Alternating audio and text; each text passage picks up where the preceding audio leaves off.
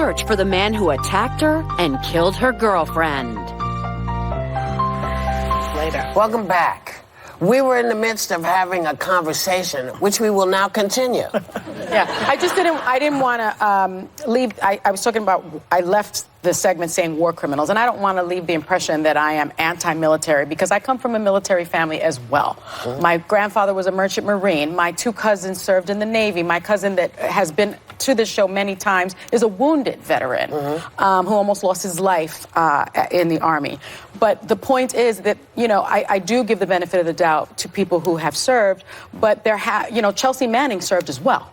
So there have been people that have served who has, but there have been people who have served that, have not done. Do you know who's great a good things. example of that? Benedict Arnold was a general in the American Revolution. Just saying. But for me, one thing that's lauded at my family is that my father was a war criminal, because while he was being tortured, he conceded that he had committed war crimes because he was being tortured to the point of broken. So throwing around the word war crime for me is something that's very intense, something that, by the way, I'm still dealing with today, because al-Baghdadi was, look at my Twitter feed, there's lots of conspiracy theories being thrown around about lots of soldiers in lots of different contexts, and I think it is very, very dangerous. You better have some proof one way or the other before you start throwing things like that around. That it's just as dangerous to put a broad stroke over any group of people, whether they be a non-white group, a Hispanic group, or veterans, anybody. There's no such thing as everybody. There's no such thing. But I think, again, my brother deployed when I was 19 to Iraq, and he was 17, and my parents had to sign a slip for him to go early. And for me, the freedoms that we take advantage of and take for granted here, which I think I myself am guilty of that as well, I will always give the benefit of the doubt to a veteran, and maybe that's just a cultural difference between. Well, this is why we revere the Army and people in the service. We do, and we also revere the fact that we are trying to preserve the freedoms that they fight for and that have fought for us. This is why when we talk against Trump, who I believe to be unpatriotic and treasonous himself, we are actually being patriotic. People have to understand that. But the point of protest is patriotic. Yes, I said that yesterday. But Colonel Vindman, who is testifying today, the unit of the reason why we're having this conversation is that his character is being attacked by Laura Ingraham and other people on the right. And the point that I was trying to make is it is something that is being thrown around, in my opinion, bipartisanly on both sides about our veterans and people who have served. And to me, it is one of the scariest parts about living in America today. And he deserves better respect. Tulsi Gabbard deserves respect. The Khans deserve better respect. And my dad deserves better respect. I totally agree with that. Totally agree with that. Yeah. And it's well said. And I think a lot of us are in the same place in that. But we're at this place in history where people on both sides are putting their party before this country. What do we stand for? I agree with that. So when we're talking about that. You don't see that? That the Democrats are putting the party, they're having impeachment inquiries against somebody who puts let me finish.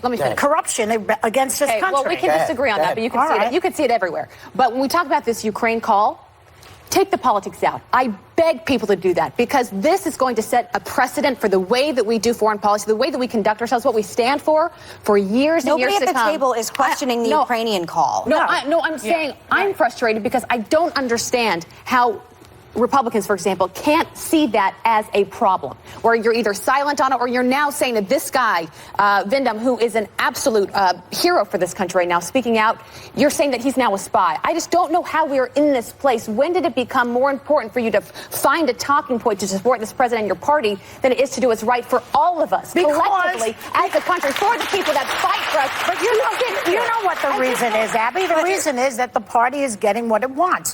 Low taxes, anti-abortion, all the things that they want, all the judges. So they overlook everything. It's everywhere. What do you mean it's everywhere? It's not everywhere. No. It's equivalent. Democrats never put their not party right now. the They're not. I don't think you can claim a false equivalency at this point in time.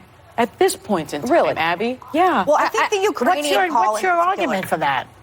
Look at Adam Schiff, for example. Why have we not had impeachment hearings start already? Adam Schiff? We're starting them on There's Thursday. an investigation going on. I mean, to Meghan's point, if you go on Twitter, I saw yesterday, too, conspiracy theories all over on the left side. But there's an investigation going on. Well, you know what? This is why I try to explain to you. Stay off Twitter. Really? Because that is not your... I hate it every time I go to Because Twitter...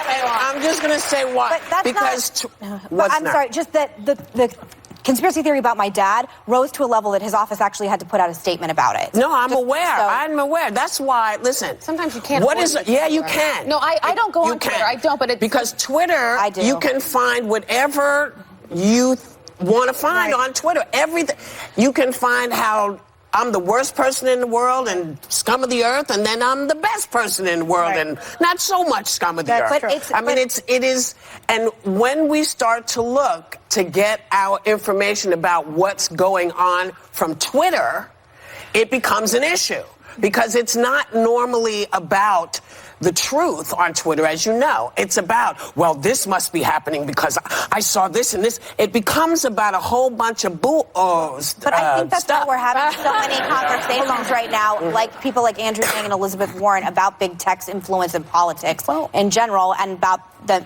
Yes? But we're hearing presidential policy on Twitter.